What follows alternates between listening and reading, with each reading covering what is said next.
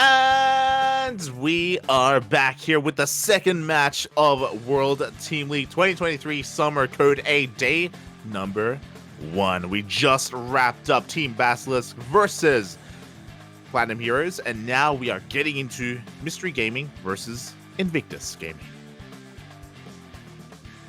All right, and this is going to be a very exciting matchup. There's some very evenly matched games that we have going on here, but first up it's going to be MacSed versus Nice, and these are two very strong Protoss players. Nice especially a player that is one of the standouts of the Taiwan region. Oh yeah, it's really great to see a Nice being supported like this. Mystery Gaming is one of those teams that we were kind of mentioning briefly earlier. They are a team that has been around for a long time, but for WTL, they picked up some heavy hitters. They picked up Nice, they picked up Dongray Gu, and they also picked up Classic. So a very powerful team, and just like Team Basilisk, they did not drop a single map in the qualifiers. Yeah, that's right, but we're going to be getting straight on into it. In the bottom right of Gressfan, this is playing for IG, MacSed. And spawning in the top left-hand corner of Gressfan, representing it, Mystery Gaming, it is Nice.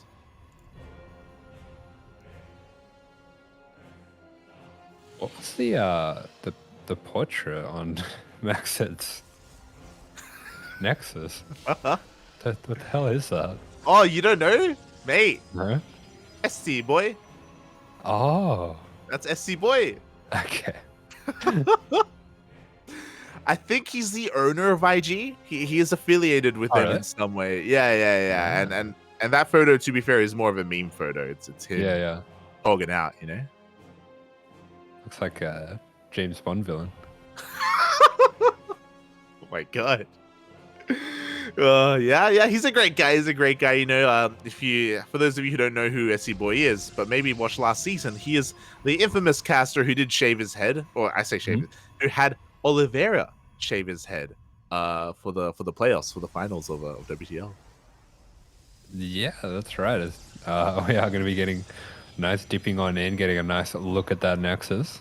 Nice. Thank you. Yeah, exactly. He's going to be getting a full scout off here, and yeah, there's a lot of hype around Mystery Gaming, but IG, they are one of the teams that were invited. They were seeded directly into Code A, so they didn't have to waste their time or spend any time in the qualifiers. They have been preparing here for this match instead. And even though Mystery Gaming haven't dropped a single map in the qualifiers, I do think that this series here, MacSed versus Nice, can be a bit of a banger. It can be a close one here. MacSed is no slouch, especially in the PvPs. Yeah, and I mean, PvP can always be a pretty spicy matchup as well, especially with players like this that are very, they have pretty aggressive tendencies. Nice especially, he can play out a pretty standard game, but he does tend to be a more aggressive player as well. Oh, that was kind of tricked my eyes. That all happened very suddenly. Yeah, that was there's a glitch in the Matrix. Yeah. Oh my god. But regardless of the stuttering, that was a nice move there by MacSed to kind of trap that probe, to snipe it in the end, and keep Nice in the dark as to whether there is a delay on the Nexus or if tech has been prioritized. As we can see, Nice did go for a Stargate before Nexus. Yeah, there we go. So his tech will be a little bit accelerated here. Might be able to get some oracles across the map nice and quickly. So we do see MacSed instead going to be going for more of a standard Stalker Sentry opening. So just prioritizing that scouting over getting initial harassed on. Yeah. As we can see, he did also invest into a couple more melee units as well, or aggression units in these Stalkers. He's going to be able to overwhelm the Stalkers of Nice. Meanwhile, we get the full scout. We have confirmation that an Oracle is going to be making its way across the map momentarily. Yeah, there we go. So the Oracle going to be giving Nice a bit of an opportunity to get damage. We see MacSed throwing down a couple of shield batteries as well. So he will be safe from one Oracle. It's going to be on Nice to kind of link up those two Oracles, go for that one-shot potential, try to duck in between the Stalkers defensively. Quack. What? Don't worry about it. Duck. Okay, I see. That's very good. The two Stalkers are going to be drawing away the attention of Max, and here we go. The Oracle dips in. We'll get one probe kill. Nicely done. A little bit unexpected as that he was able to catch a worker in between the bases as the main is heavily fortified. Behind this, Nice is going to be transitioning into a Twilight Council, but not before both Oracles will meet up. Yeah, that was cute. He just takes out the probe that was sitting there waiting to throw down that shield battery to block potential at depth. Oh, as this does get caught out, that was a really nice move from MacSed to go all the way down to the low ground of the third to catch the Oracle there. And Nice was not expecting that to happen that way. Yeah, it's kind of funny how that worked. Because the hallucination was attacking the Oracle, he was already getting the alert that it was under attack. So he thought nothing of it. He left it idle. The Oracle goes down. And just like that, Max said, for the most part, he has been able to successfully defend against all of this. Yes, smooth moves from MacSed, and he is completely deflecting everything Nice is doing here and being so proactive with these Stalkers. Nice really just a little bit asleep at the wheel, was not expecting MacSed to be so aggressive here. Exactly, and as a result, the Adepts are being cleaned up, the Oracles as well. MacSed has a very nice start to this game. We have Blink on the horizon and a Robo as well. So, yeah, with this, I mean, the worker counts are still relatively similar, but overall, MacSed has been able to just get so much more value, trade so much more efficiently against Nice. Yeah, and he will be continuing to track this Oracle with the hallucination. So Max had just been completely on top of it and almost flawless defense here. Yeah, exactly. And it looks like the hallucination does get sniped before it's able to get confirmation on a base, but I believe there's a second hallucination making its way across the map, just so MacSed is fully aware that Nice isn't going for a 2-base all-in. Both players are taking their thirds at pretty comparable times. Yeah, that's right. So there we go. We are going to be getting that revelation going down. Does get eyes on everything. MacSed actually going to be getting charged at a pretty reasonably quick time, as well as that Forge on the way for the upgrades. Yeah, the upgrades are on the horizon. Again, MacSed can afford to kind of spend resources there where he didn't have to waste any on Oracles or Stargates. Oh my god, almost snipes that Oracle. Yeah, almost one-shots the Oracle. The Oracle going to be getting away with 4 health only, and it is going to be really helpful to still have that to get those Revelation Scouts off, as we do see MacSed going to be looking to put a little bit of pressure on. I mean, this can be a pretty scary area to attack through this third at Gressfan with that ramp, but we're seeing a very aggressive blink from Nice and fantastic force fields. Man, MacSed is playing out of his mind today. Mate, I'm telling you, mate, don't sleep on Max and he's popping off, Buffy, as he takes a great trade. He punishes the aggressive blink of Nice. At the same time, 2 Adepts slip into the main base for so much less mine time, and 5 probes go down. Yeah, 5 probes going to be going down. Nice does manage to pick off almost all of the sentries here of MacSed. Should be able to get that last one back to the safety of the shield battery, but some very good blink micro coming out from Nice. Yeah, definitely. MacSed slipping up a little bit in that control, and he will lose a couple of additional Stalkers. But regardless, behind this, he has that gateway explosion. He has +1 about to kick in. All right, still halfway done, to be fair, but on the horizon, and he is going to be reinforcing his army with those Zealots. Yeah, charge very close to completion here, and there's not really any answer for that on the horizon for Nice. He would want to get Archons going at some stage, but he's still pretty far away from that. Yeah, as we can see, because of the openers, like MacSed has a much faster, much crisper timing with those Zealots, but before that happens, Nice is coming in with a massive amount of Stalkers. He is one-shotting the Stalkers of MacSed. Yeah, he just blinks straight on in there, takes that little Stalker tax and gets on out. Oh, exactly. He's respecting that overcharge. Behind this, Nice is expanding and taking a 4th base, but MacSed is still going to be able to hit this timing with these upgrades. We'll see if he's going to be able to. Like, he did lose a lot of Stalkers there, so maybe he's going to be deterred from moving out. There we go. Nice once again blinking out forward. Yeah, Nice being so aggressive with these forward blinks with this Stalker count advantage, as we just see a little bit of a warping going to be coming through for MacSed, so Nice should be looking to sneak out the back door there, and that's exactly what he's going to be doing. Yeah, with these aggressive moves from Nice, again, he's just been able to just really cut off Max's aggression at the knees here. He just hasn't really been able to build up a Stalker count that's enough to really take advantage of these upgrades, as we do end up trading 9 for 9 there. Actually, an even trade here between our players. Yeah, dead even traders. We do see MacSed going to be going into Immortals, getting his +2 on the way as well. Meanwhile, on the other side of the map, Nice getting that 4th up and running. So he's going to be getting that 4th much earlier than MacSed's able to. That kind of puts pressure on MacSed to get some damage with all the tech that he's investing into. Yeah, I'm curious if MacSed plans on taking a fourth. It looks like he has a probe in position, so he will, but he is far behind in the workers because of that. He's behind 10 plus workers. He will be looking to hit, though, with his army. He does have a Prism on the way. I do think that MacSed is going to be moving out soon. Yeah, Prism on the way, +2 going to be finishing up pretty soon as well. There's some extra gateways as we do see Nice recognizing the situation, going to be throwing down some batteries and batteries and cannons, getting some stasis traps laid out as well. So it does look like he is preparing himself for the push of MacSed. Yeah, he is preparing himself again. MacSed it does have a bit of a supply lead, but that lead is about to go off, as we do have a warping of defensive zealots here from Nice. He also has a stasis trap behind this on top of his army. Yeah, it's just such a rough ramp to push up, and looks like, yeah, MacSed is going to think better of it. We do have a revelation going down, so we are going to be able to track this rotation here, and we still got one or two. Okay, there's going to be 2 batteries and a cannon over here. They're very well placed as well, so I think Nice can make a stand here. He can make a stand, bearing in mind we do have 2 immortals behind this, so MacSed does have a little bit more firepower. We have an aggressive blink forward from Nice. Very aggressive blink coming out from Nice. He has such killer instinct with these stalkers. Oh, he really does. He wasn't quite punished for it yet. Nice, just going for another warping behind this of even more stalkers and zealots. We do see MacSed trying to force his way through here, trying to force a blink, I imagine, before he engages with his zealots and immortals. Yeah, looks like he just wants to poke with those stalkers, let those zealots slowly dribble on through as he blinks on back, but yeah, he is actually doing a really fantastic job with the micro, just shaving off a lot of these units. MacSed as well, frantically microing these stalkers back, and both players just doing a really good job just trying to trade off whatever they can to shave off units, but feels like Nice's army is looking like the bigger army in this situation. Yeah, exactly. The onus is on MacSed to do a little bit more damage because his economy is that much worse than his opponent. He has to be careful as he pushes down this ramp. He doesn't want to get caught out by all these zealots. Yeah, really fantastic patience from Nice as well. Not pulling the trigger, doesn't need to go for this fight unnecessarily, but there we go. Big blink going to be going down. The Zealots fighting the other Zealots. Immortal sitting up the back, getting some good damage on those Zealots. Might want to start to work away at those Stalkers. Looks like MacSed actually going to be taking the best of this. Nice, unfortunately, committing to that fight right before +2 finished for him.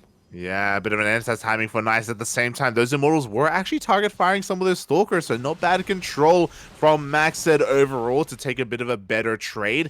All of the zealots of Nice do evaporate, and now MacSed could try and go for another weapon and overwhelm this army, but no, he's going to rotate around instead. The Oracle did die, which means we don't have a revelation. Yeah, MacSed splits up these forces. Nice going to be going for a bit of a zealot run, but does catch wind of the army coming on back, so manages to get at least some of those zealots out. Not going to be completely wasted, and does get a good scout of where the army is as he's trying to get his 5th up and running. So Nice just progressing along rather quickly here, continuing to press that advantage. Yeah, I love this. The army of MacSed reveals itself in the middle of the map, and Nice responds, and as a result, he leaves himself vulnerable in the main. We do see a massive warping of Zealots distracting Nice, and MacSed is looking for an opening with his main army. Yeah, so there you go. MacSed going to be taking out the rocks over there at the 4th, opening up a little bit of a road of attackers. Yeah, the army is completely out of position. It's all sat back at the 3rd, and that means MacSed is going to be getting right on top of this Nexus. The Zealot's going to be taking out a good amount of probes. Big recall going to be coming out for Nice, though. Oh my god, one Immortal gets caught out for MacSed. He only has 1 remaining with his army, but with the Prism comes in to reinforce, and we have a weapon of Zealots. Yeah, the Nexus is going to go down, and behind this, we are seeing good blink micro coming out from MacSed. The Immortals still being kept alive, and the Immortals of Nice not quite getting on top of everything there. We do see that Immortal finally going to be going down, but we have a massive warp in coming out from MacSed. Yeah, this Prism has been the MVP here these past couple of moments. The Forge gets taken out. +3 is denied. At the same time, MacSed is trying to push in, but the army of Nice is ready and waiting at that triangular 3rd. MacSed has to be careful not to overextend. Yeah, every single Zealot going to be taken out and cleaned up there.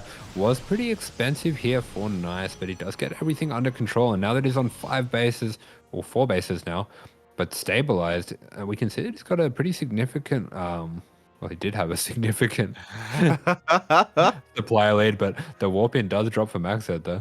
Oh, it does drop for him again. Because his 4th was so late, the onus was on him to at least kill the 4th of Nice, but Nice had a 5th on the way, so he just rotates and transfers the workers over. Because of that, Nice still holds on to a lead.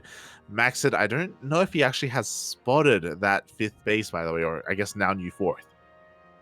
Yeah, it's been an absolute bloodbath of a game so far, but we do see MacSed going to be getting some Archons up and running, so the Archon's really going to help with all these Zealots of Nice, although Nice still has kept alive his 2 Immortals here, so I would say roughly equivalent armies we've got here. MacSed going for another run by with the Zealots as well. Yeah, behind this, Nice is also taking another 5th base, so even if he does take a bit of a loss, even if he loses another one of these next side, he will have another base to fall back on, as Nice is poking and prodding, looking to try to find a way in towards this 4th base. Bearing in mind, we do have shield batteries and an overcharge to support. Yeah, Nice is going to be poking and prodding back and forth, forcing attention out of MacSed here, putting the pressure on here. But as you were saying, we do have those shield batteries. Looks like they have been drained, but the Zealot's going to be committing to the fight. Yeah, they will be a nice, cheeky way of Nice to drain that energy, by the way, with that hold position micro. Very nice moves coming out of him, but here we go. MacSed is going to be trying to break this position. Has to be very careful, though, with his Immortals, with his Archons, not to overextend. Yeah, some very good blink micro coming out from Nice, just continuing to put the pressure on the Stalkers. So much pressure coming out here. All at once from Nice, as we do have one more Warp in going to be committed, and I think he's going to go with that. Yeah, he's going for it, and you know what? MacSed senses it as well. He does pop the overcharge to keep his units alive, to keep his Immortals alive, as their armor has been popped. Meanwhile, the Zealot run by across the map does get cleaned up. It looks like MacSed is going for another one, but we'll see if it's able to get any damage. Yes, we do see Nice. He is slowly starting to break through this army. I'm just watching it kind of melt, just like it's like ice under hot water. It's just slowly melting away, and the battery's running out of energy as well. The Archon's going to be sitting at the back, just waiting for the Zealots to be committed. But Nice is just so happy to constantly put on this pressure. He's just relentless. He's such a fast player to be able to do this while everything's going on. It melts just like a creamy pancake in your mouth. Oh.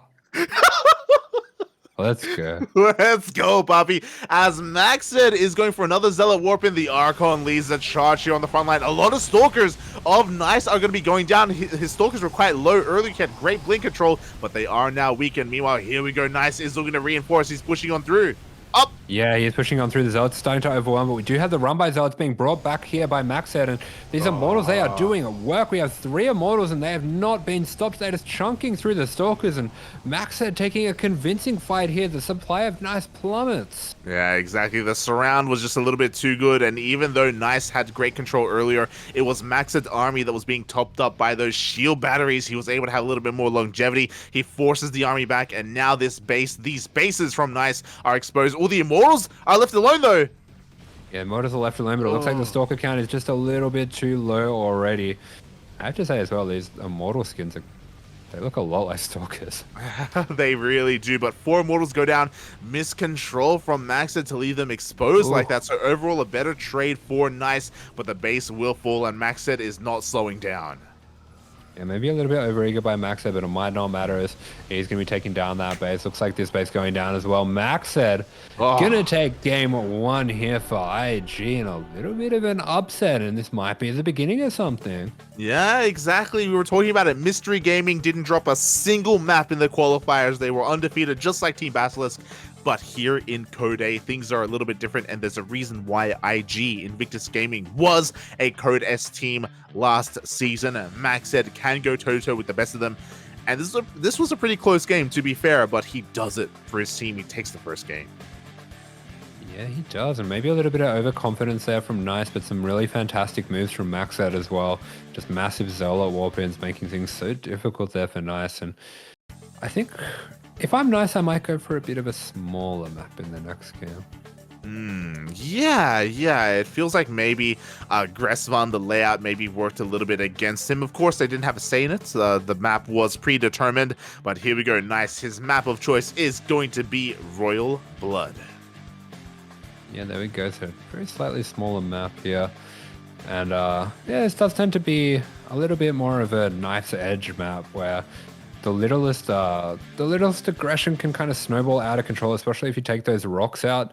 You can get on top 3rd to 3rd. Could be a very short rush distance. Yeah, 3rd to 3rd, tip to tip, mate. It doesn't take much to get across the map, so we'll see if Nice is able to take advantage of how small or how much smaller this map is, as we are going to be getting into Royal Blood. As you were saying, though, The pressure is on Nice, right? Like, he's the favorite. He's the best player in all of the Taiwan and Hong Kong region. But you know, this is something that maybe we got to get used to. You know, these different regions colliding, clashing. You know, it's the new EPT Asia region, if you will. Yeah, I mean, I'm glad that World Team League has more spots than EPT Asia does. Oh, good. Asher, we might calm actually down. have a bit of competition. Calm down, Puffy. Hold it back. Hold it back. He's going off script. Come back to my creamy pancake, Puffy. Where are you going? Oh, okay. Okay. Okay, we're good. Not wrong there. Aye. So yeah, it's really cool to see these regions clashing the way that they do. You know, maybe we're going to be seeing a little bit more frequently. Regardless, nice start for Invictus Gaming. Can they keep going? Because they need the momentum.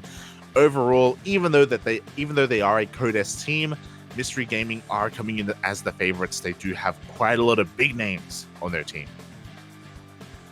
Yeah, that's right. They do have some pretty heavy-hitting favorites coming in later down the line, as we do have those matchups. And well, I say that, but we have XY coming up. The man himself. Yeah, let's go. Made a 10 in mental. As spawning in the bottom left-hand corner for IG, we have MacSed. And spawning in the top right, we have Nice. Oh. All right, here we go. And yeah, sorry, my mind was just, you know, broadening. It was opening up to the idea of XY coming out later on. And would it really be a season of WTL without XY? You know, I feel like he's become such a household name. He's such a great meme, especially when it comes to the hexagon. So, yeah, I'm really torn when it comes to who I want to make it out of here and make it into Code S. Oh, Mate, they're feeding XY Protoss. Do they understand what they're doing there? Oh, I mean, we'll find out. As right next to the logos, right next to TGI Fridays, the anime waifus, and Rio de Janeiro, we have a cheeky probe. Yeah, we do have just that sneaky probe kind of hiding behind the smokestacks. It's that probe hanging out behind the bleachers, just kind of smoking a fat one. As one typically does do behind the bleachers. Yeah, not wrong. But here we go. We do have a proxy pylon being set up. Cybercore is on the way. I wouldn't be surprised if this is just going to be maybe a 3-gate, maybe proxy robo setup. I'm curious as to what MacSed has in store for us. I'm feeling Stargate. Okay. Yeah. It wouldn't be a bad position for it. As we are going to be seeing that scout coming in from Nice, so he will be able to count the pylons, realize that something's missing, something's amiss here. And there it is, right next to Rio. We got that proxy Stargate. On top of that, we do have a couple of adepts on the way as well. So it looks like MacSed wants to try and pull apart his opponent and go for that harassment damage. But likewise, Nice is also going for a similar opener. Yeah, Nice going to be throwing down a Stargate of his own, and this is what I'm going to be keeping an eye on. I mean, if he goes for a Phoenix here, that's going to be insane, as we do have him denying the scout as well with the shield battery going down. So a couple of things. So Nice with the probe scout, he knows that the pylon is missing. He knows that there's a pylon out there. He also knows how much gas has been mined. He also knows that there is no natural, so he's looking for potential tech out here. And with the rally, is he going to come across it? Oh, I think so. Oh my god, okay. Beautifully placed there. He knows. He knows, Bobby. He knows, mate. Wow. The TGI Friday gamer chairs, they go up, they go down, they keep you hidden, they keep you safe as the Oracle is on the way. And Nice, he doesn't see. Until now. Okay, he sees now. He is getting a couple batteries anyway, so he does have that battery coming up in the main. That should be finished just in time to deal with this Oracle. Looks like he's not going to be going for a Phoenix, but all the Adepts get in, and they are just wrecking house. Yeah. Max said he wasn't looking, but at the same time, neither is nice as we get a massive stasis trap. But will that really hold a candle to all the probes that are going down to these adepts? Oh. Wait, there's nothing here to clean these. Oh, we are no! getting this around coming down, but the Oracle is here. Mate, it's over. It's far too much damage. The Stalker's going to go down. 2 more adepts come in. Every single probe is going to fall. Just like that. Nice. Takes down a game number 2. The hood is up. The smurge is real. GG gets called. MacSed trying to be cheeky, trying to be the aggressor, but he gets aggressed upon. He was not ready with that probe. The probe was ready, but he was not to be able to react in time and throw down those pylons, to throw down the shield barriers, to wall off the natural. Nice. Just takes it. Just like that.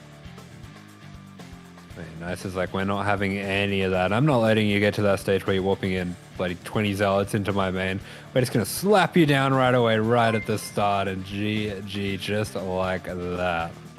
So Nice is like, wait, you know who I am? I'm the best player in all of Taiwan and Hong Kong and Japan and Macau and that entire region. I'm not going to go down 2-0 here. Not in Code A. And thankfully, Nice, despite stumbling in game 1, he brings it back here in game number 2, and we have a tied up series. And Rufus, he's ready.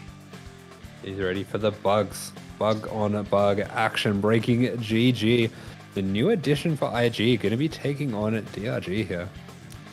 Yeah, an interesting choice, an interesting pickup. BreakingGG has been around for a while. He's not a bad player by any means, but he is going to be an interesting pick.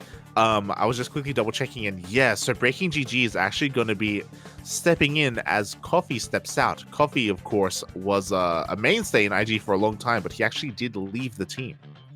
Ooh, okay. Interesting. I was thinking of Coffee before when I was talking about TPP snipers. Although X-White's a bit of a TPP sniper as well. True. So yeah, it is a little bit unfortunate. I remember when they announced that Coffee left IG, that I assumed that Invictus Gaming wouldn't be able to participate in WTL because they only had 3 players. But as you pointed out, they did pick up BreakingGG, so they do have a roster to field. They are here, and BreakingGG is no slouch either. We're getting into your favorite matchup, a ZVZ. Yeah, on Neo Humanity as well. So another ZVZ on Neo Humanity. And I think it's going to be another bit of a scrappy affair. Oh, I think so as well. These 2 players can be quite aggressive, especially BreakingGG as well. Again, I haven't really casted too much of him other than the WTL qualifiers last season, of course. And yeah, I wonder if he has anything special in store for us here on Neo Humanity. Last series, we did see Hate Me try to hide a Ling Flood, a Ling All In. See if BreakingGG has something of a similar vein. Yeah, I think if that was aggression, this is going to be all out crazy. I definitely expect one of these players to go for something a little bit off the walls, especially with DRG probably being quite favored here. But I don't know, he might still go for a bit of a skill check himself. Yeah, I mean, again, I would have said that Nice was favored in the last series, but you know what? IG, they are fighting back. They are making their opponents work for it. And speaking of working for it, I want to give a bit of a shout out here to someone in the chat, to Blakerdoos, for gifting 100 bits. Thank you so much. We appreciate the support. It's thanks to support like this where Asher can afford a high quality green screen and whip out his thumbs. Oh yeah. That's all from bits. I mean, the bits are real. The bits are real. In that green screen, it's beautiful, Bob. It's beautiful. Yeah. Thumbs out. Thumbs out for the boys. Thumbs out for the Spy Kids watch party. Let's go. I reckon I could like draw a red shirt on my hand. Oh, you can, I wouldn't be able to do the. I don't know how you do the hands. You can cosplay. Yeah. Like a little hand thing. Yeah. There you go. The camera's confusing me. I'm having difficulties. Oh god, it's fine, Bub. It's fine. Don't worry about it. Oh god, yeah, we are going to be getting ready here for our next series. BreakingGG, I think maybe you're a little bit more familiar with him. I don't know. I feel like he's quite a common ladder opponent, not necessarily for yourself, but maybe for Migs or Vindicta, maybe. Maybe. Oh, I was just thinking about if you say 1, 2, 3, 4, I declare a thumb war. Is that legally binding? Legally binding for what? The thumbs. Do they go to war? I've not heard that phrase in years. I'll be honest. You've triggered some Thumb Wars memories, mate, from my childhood. Oh. What happens if I put my hand in a blue shirt and I declare the thumb war? Oh. That's a movie idea. Yeah. That's a that would be a banger, actually. Yeah, yeah. Hi kids, the thumb wars. Yeah. Oh my god. I think you're onto something, mate. You should talk to someone about that. Like a therapist? Yeah. Think so. It'd be like, the thumb overlord, is he here in this room with us now? So you're telling me you see is it a hand with nothing but thumbs? You're like, no. It's a person. A thumb with nothing but hands. The thumb with nothing but hands. What does that even mean? What does that look like? A thumb. He's throwing hands. He's going to war. He's throwing hands, puppy. No one can stop it. He's crazy. He's all hands. No brains. He's all hands. But he's just the thumb. Mate, I'm all thumb. You better watch out. I'm coming at you. And then you attack the therapist. With my thumbs. With your thumb. Poke him in the eyes. As we're getting in the bottom right hand corner, we have Mystery Gaming's DRG. Ah. And in the top left for IG, it was BreakingGG. Oh, that sounds good. I love that. DRG versus BreakingGG. Oh yeah. Oh my, yeah. DRGG versus BreakingDRG. Oh my god, that's a movie. That's a show. That's a StarCraft game. After they've made the documentary on Oliveira, they can make DRGG versus BreakingDRG. Oh my god. Are you saying it's a show because you're thinking of Breaking Bad, though? we need to cook, Poppy. We have to cook. Oh god. Oh, let him cook. We have an order for 10 lings. We have to have it done by Friday. We have to cook.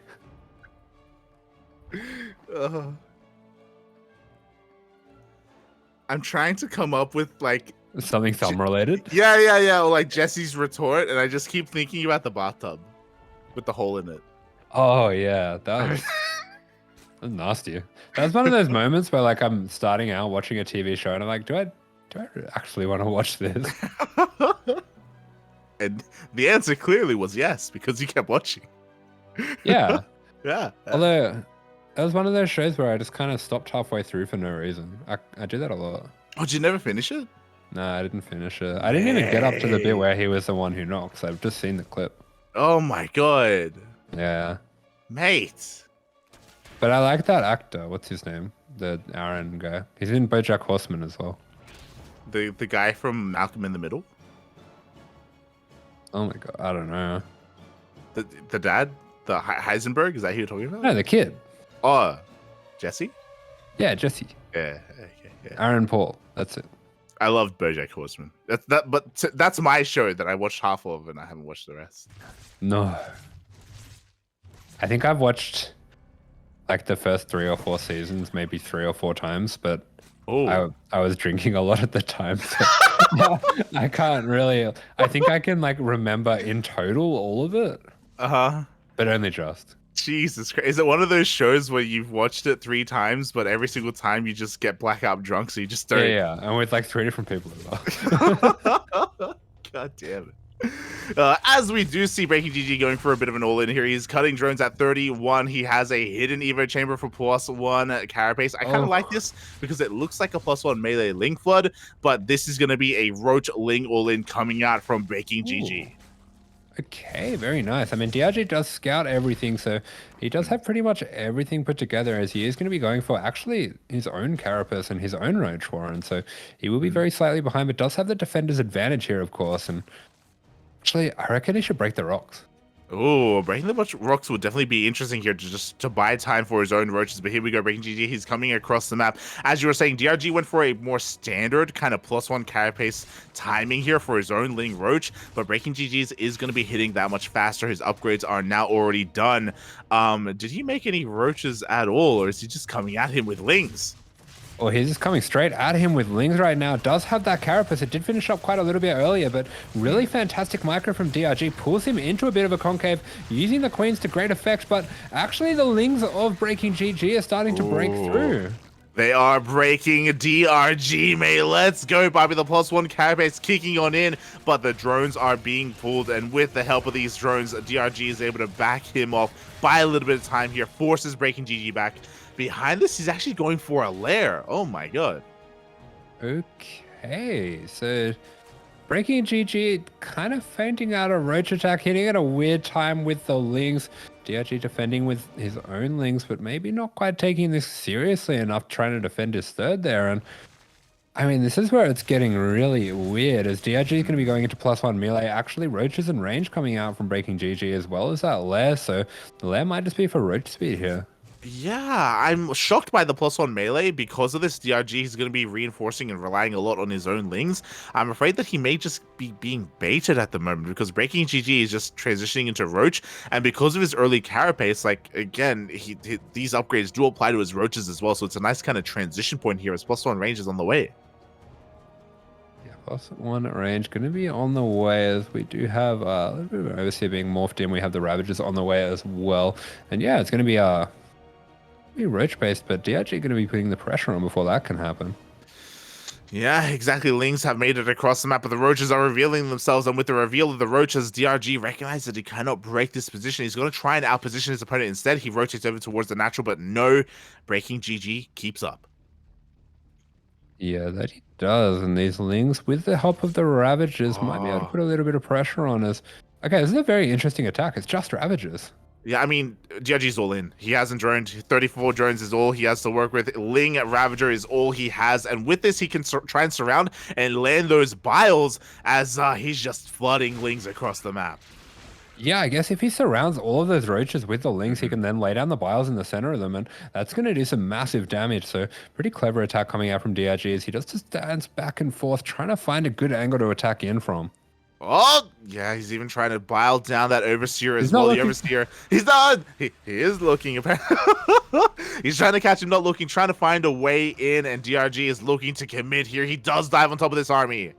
Yeah, there we go. The Ling's going to be charging on in. We have some very nice micro coming out from BreakingGG. He's going to be dodging out most of those biles, actually dodging out a lot of those biles. Really nice hold position work there, ducking back into the safety of the minerals. And wow, I think BreakingGG might actually be able to hold on here. It's very close. Yeah, the biles finally connected with the juicy center of the Roaches, but the stutter stepping was just so damn good. The way that he was able to pull back with those Roaches, but still also have enough room to continue to kite. In the end, the Lings all die, the Ravagers as well, and BreakingGG can counterattack. GG gets called. He takes game one.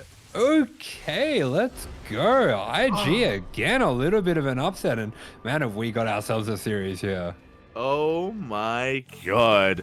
I love the fake outs that were going on as well. Like, DRG, I'm pretty sure 100% thought that it was +1 melee Lings, which is why he was committed so heavily with his own Ling production, which is why he went into +1 melee of his own to try and kind of anticipate what his opponent was up to. Little did he know that, like, because it was carapace instead of melee as well, like, it wasn't as all in for BreakingGG. Like, he has a transition point to go into Roaches, which is really fascinating to me. It's something that +1 melee doesn't give you. So it was a really interesting kind of Ling flood that kind of had a second step to it, a second phase, if you will. And yeah, it worked out really well for BreakingGG. Yeah, it really did. I mean, he kind of forced that all-in into the all-in of his own, which just meant he was so very well prepared. He really was bamboozling DRG a little bit there, and now we are going into game number 2, where DRG has to pick a map, and I'm sure no one was expecting this. Yeah, I mean, DRG on that back foot, and Mystery Gaming, they really have been up against the wall despite being the more favored players here. Yeah, it just goes to show that IG can't be slept on, you know, despite the fact that their team is considered a little bit weaker with BreakingGG and with XY as well as MacSed. They aren't as, you know, as kind of storied as a lot of these other players, and rightly so, to be fair. They're up against some of the best out there, but they are fighting so well and so hard, and you have to be worried now if you're Mystery Gaming, because XY, like, he's arguably now the ace of IG. I don't know, man. Like, he's gonna be leading the charge later on. Yeah, he is. I mean, that's going to be a really tense matchup now. I mean, it might all come down to the last game there. Yeah, it really may. So, oh boy, we'll see how this all unfolds. Dongregu does pick Royal Blood. I like that the Mystery Gaming logo is kind of a bit Illuminati-ish. Yeah, you got the I, but the I also makes a G. Oh, I didn't even think about that. I think. And then you Yeah, got it's the kind of like I am in there. Yeah, you got the A, and Looks like an A, yeah. Yeah, wait, why is there an A? Yeah. And the G and the A kind of looks like a yeah. Yeah, it does look like a GA. Yeah, it does. Yeah. That's all right. Where's the M? You just imagine it. It's a mystery. It is a mystery. It's a mystery. Where did the rest of the M go? The mystery of the missing M. on it. Yeah. That's why we have the I. You know. What does it mean? It's a cool logo though. It's a triangle and it's purple. Like I kind of want to. And it's got pink. I want to join this team. Yeah. I'm gonna leave. Goodbye. You want to be the mystery in Mystery Gaming, mate. Yeah, I want to finish the M. I understand. It's encapsulating. It's the allure. It's too much. Yeah. I was never meant to be yellow. Oh, aye. Oh my god. So yeah, DRG, the pressure is somehow, some way, it's on him. This series really taking a turn that I don't think anyone really expected. I would hate to be, especially if Mystery Gaming goes down to the lower bracket, because it is double elim. I'd hate to be the team down there. That's gonna be so unfortunate. Oh, yeah. But here we go. We are going to be kicking things off, and in the bottom left-hand corner of the map for Invictus Gaming, it is BreakingGG up 1 game. It's one in the top right-hand corner. It is Dongregu for Mystery Gaming. Looking to come back in this series. Oh boy, looking to lay it all on the line here on Royal Blood. For the time being, no early pulls from either player. We have droned and we are both going hatch first. Yeah, okay. So DRG definitely going to be respecting his opponent after this one, and almost felt like a similar situation that we had with MacSed and Nice. I mean, I would say this is an even bigger gap between the two players, but perhaps those two players, Nice and DRG respectively, not quite expecting such aggressive attacks coming out from their opponents, and not giving them the respect that they necessarily need. And I think DRG is going to be looking to slap down BreakingGG the same way Nice did. 100%. I completely agree. I feel like DRG is going to be the aggressor. He's going to be the one initiating a lot here on game number 2 and really asserting himself and showing everyone why he is a world-class player and a champion as well. So I do expect that to be the case, but we'll see, as for the time being, the openers are very stock standard. Gonna be mad, puppy. Oh. Big mad. He's going to whip out the dong. Oh my god. So scary. Oh my god. I mean, he is the one true dong puppy. That is what he is known as. And Yeah, we'll see how this all unfolds for the time being. Hatch gas pool from both players, link speed as well. No one is crazy enough to skip it to go for a faster lair or faster roach war, and I feel like that is not going to be on the tables right now. I feel like BreakingGG, I feel like a lot of the pressure has been alleviated as well. I'm sure there's adrenaline pumping through his veins as we speak, but he's just going to take it slow and steady. He's already done what he needs to for his team. That logo looks so good. The mystery gaming. As we're going to be seeing a pretty early Bane nest coming down for BreakingGG. So looking to play Ling Bane this time. It's going to be matched there by DRG. So we are going to be getting, I guess on the more open map, both players going to be opting instead to go for a bit more dynamic game rather than the kind of roach play that they had in the last one. Yeah, last game, both players skipped their Baneling nests. This time, both players will be getting them as, a safe choice to make sure that they're able to actually get their third bases up and running and make sure that they don't die to any unnecessary link flood. Meanwhile, DRG already flexing his micro a little bit there, does come out on top in that link trade. Yeah, so we are pretty much just having like a super standard game coming out from the two players this time. So after getting a bit of a feel for each other, they are going to be looking to play this one out a little bit longer as we do have BreakingGG making a few extra lings here.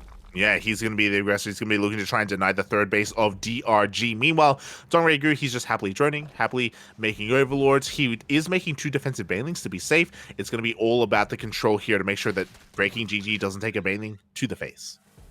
Oh yeah, all about that Ling Bane control. Your favorite.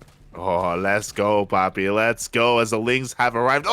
As he does peel off a couple of Lings to try and focus on that Baneling. 3 for 1. Not a bad trade here by BreakingGG. He also dies on top of the Morphing and Baneling, and he will deny it.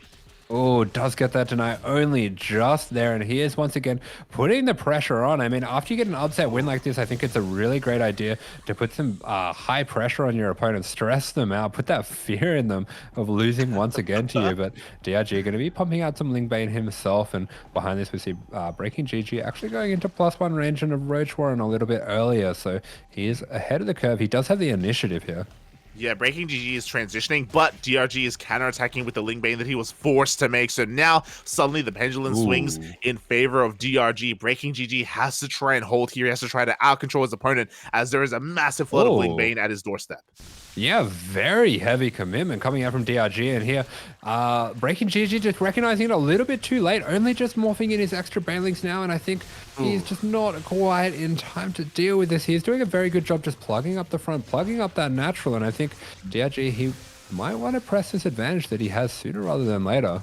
Yeah, he's trying to bust down that natural wall, but the defense is just too good. Nice Baneling detonations, though. The Banelings of BreakingGG do go down. He only has 1 left, and the wall is no longer a wall. Yeah, the wall is not a wall anymore. That was a very nice trade for DRG, trading out 2 of his banelings for 3 of those of BreakingGG. Meanwhile, the Ling's going to be taking down the 3rd while this is all going on. The Queens are going to be trapped as well. The wall kept open, but the Roach is popping out now for BreakingGG. He might have just bought himself enough time here.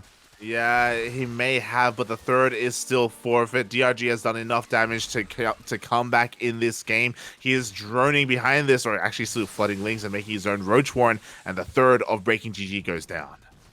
Yeah, 3rd is going to be going on down. Oh, the Lings stopping by a little bit just to flex, put a little bit of damage on those Broodlings as well. So I'm not afraid of you. And no fear whatsoever. Honestly, this was pretty close. BreakingGG almost was able to defend. He almost made sure that the wall at the natural was not broken, but again, he just barely wasn't able to pull it off. Barely wasn't able to stop the wall from breaking down and from those Banelings from rolling on in. And now he is hurting right now. He's down a base. He's down in workers. Well, not slightly ahead in workers, to be fair. But he has to be going for his own counterattack because DRG actually isn't droning. He wants to keep going. Yeah, we talked about it with that game that we saw previously with Nice, where he lost out that first game and then he just had no mercy in the second one. Just slapped down MacSed as fast as he could, and it looks like DRG going to be looking to do the exact same thing. He is being absolutely relentless here, just trying to put all the pressure on BreakingGG that he can. And the Baneling's actually going to be detonating on the Roaches, but it does soften them all up here. Yeah, exactly. Those are still good trades for the Banelings. The Banelings of BreakingGG all go down. GG gets called, and Dongregru ties it up 1-1. Yeah, pretty sick snipes by DRG there on the Banelings, but I'm guessing Mystery Gaming was expecting a pretty easy run through here. It has been anything but. We are 2-2 going into XY Nanami, arguably the most evenly matched matchup of these, and maybe a little bit XY favored as well. I would say so. I would say that Nanami has, that XY has the advantage here. Nanami isn't anywhere near as accomplished. Is a strong gamer in his own right. Don't get me wrong, but is definitely one of the weaker players on the Mystery Gaming roster. And yeah, I gotta be worried for them. You know, XY. There's a reason why he is 10 out of 10 with his mindset. You know, the mindset of the king. Man, it's because he plays TVP. How could you not have the mindset of the king? That's true. You always win. You never lose, Papi. You never lose. Oh boy. So XY, a big name in the scene, a big face in the region. He wrote his own book. You know, he's got his own philosophy that many players do look to. The art of Stalker Micro. The art of TVP, and I guess it is art for some people. The art of thumb war. The art of thumb war, man. Let's go. As the first game is going to be on Royal Blood, we have seen quite a lot of Royal Blood tonight, and we're going to be seeing it again. It's going to be on Nanami. It's going to be on Nanami to try and get some momentum going. You know, everything rests on him. I'm sure he was not expecting to be in this situation. Sounds very violent. We've seen a lot of Royal Blood tonight. We have. Oh, the kings are falling. Should we be worried? XY is the king of mindset. The king of mindset. Yeah, true. Oh no. Oh boy, we'll see if Regicide gets committed once again here as we are going to be getting ready. Nanami, I'm sure. I mean, both players have had plenty of time to prepare for their matches. The matchups were revealed earlier in the day. Hours have been spent here specifically training for their opponents. There's a lot of information out there on XY about how he plays. Nanami, not as much. Yeah, a bit more of an unknown entity. A mystery. Yeah. As here we go for IG in the bottom left-hand corner of the map, the king of mindset himself. It is XY.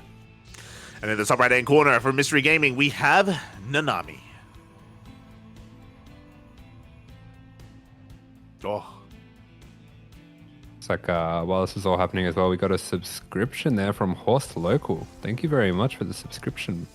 Oh, thank you so much, Horse Local, for subscribing 2 months in a row. Oh, thank you so much. Oh, Horse Local, he's actually asking, keep up the nice content. Are you going to do another 2v2 over the line? Yeah. Wow. Gratitude request? I don't think we've had anyone request the team games before, but if you enjoy it, yeah, we'll make it happen. Yeah, I'm down. Yeah. Yeah. I love it. All right. Down to clown. Oh, it is nothing but clowning. It is, yeah. It is. So Horse Local, we are quite busy with casting for the next week, but if we do find some time for it, maybe we'll try and organize something. We'll find some time to 2v2. We'll 2v2 it up. Asher, You're a little bit shook, aren't you? oh, Like someone wants to watch that. oh, they want to watch, Papi. Oh. I mean, people have watched before, but no one's requested for it. You know, Oh no. they want it.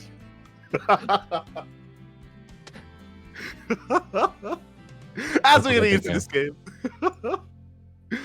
we'll make it real. We'll make it happen, mate. We'll make it happen.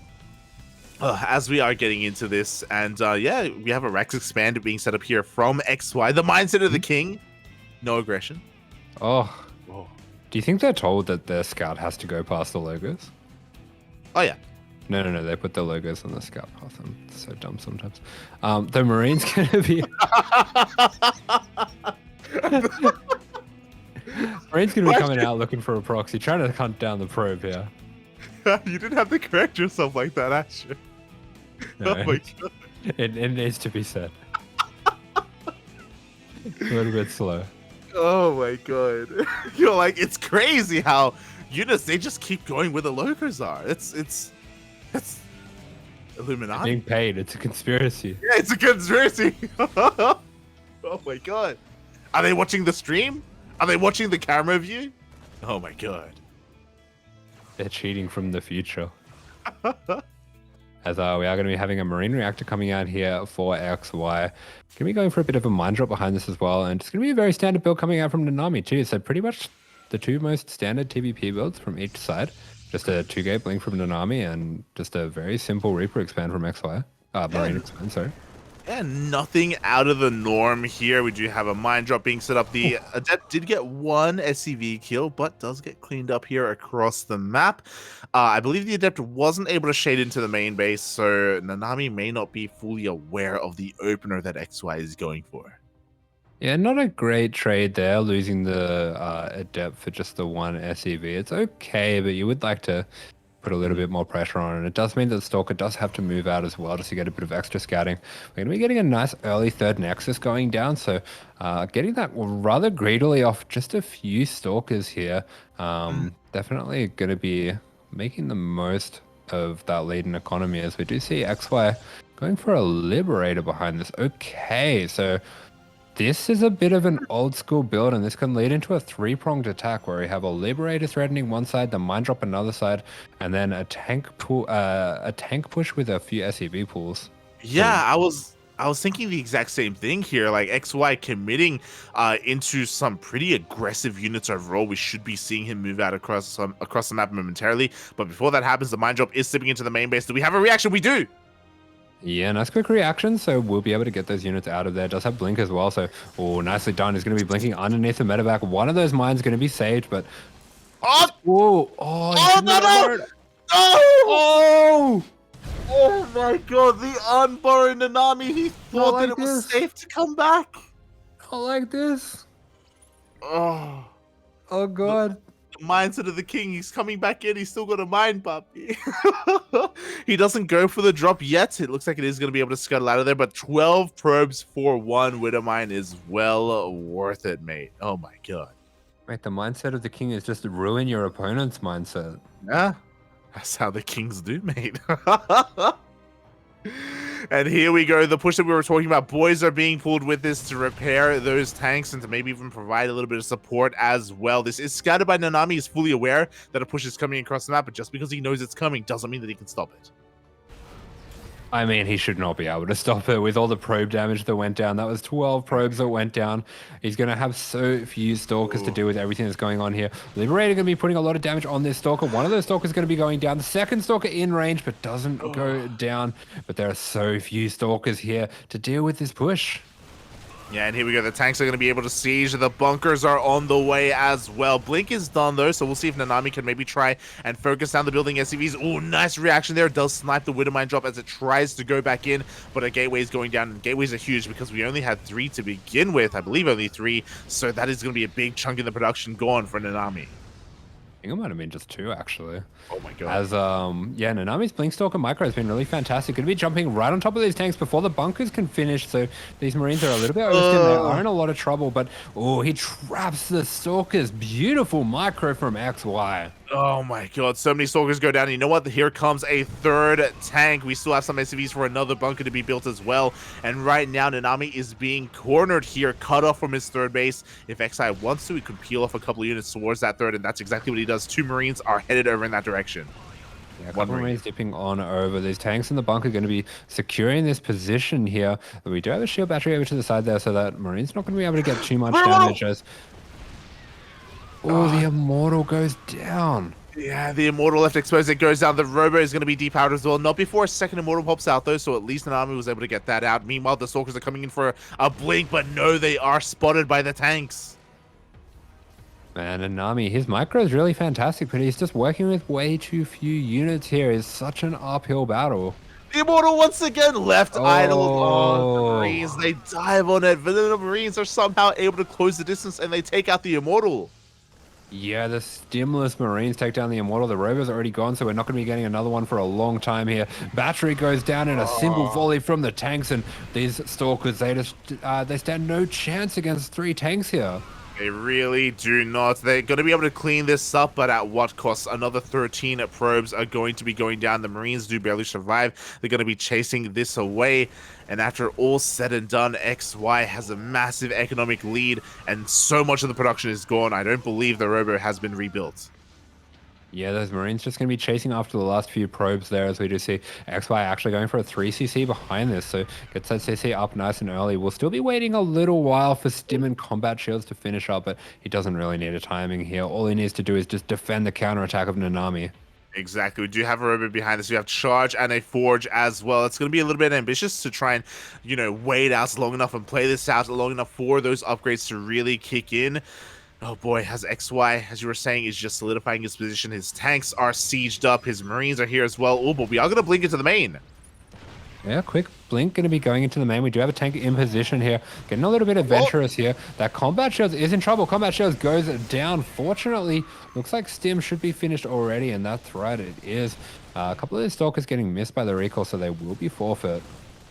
Yeah, 2 Stalkers, 4 Combat Shields, and 4 SCVs. Well worth it here for Nanami, making a lot happen with a little, and he needs to. The pressure is still on him. That is not enough to recover from the situation whatsoever, as XY, he wants to move out. He's got his Stim. That's all he needs, mate. Combat Shields? Nah, mate. Let's go.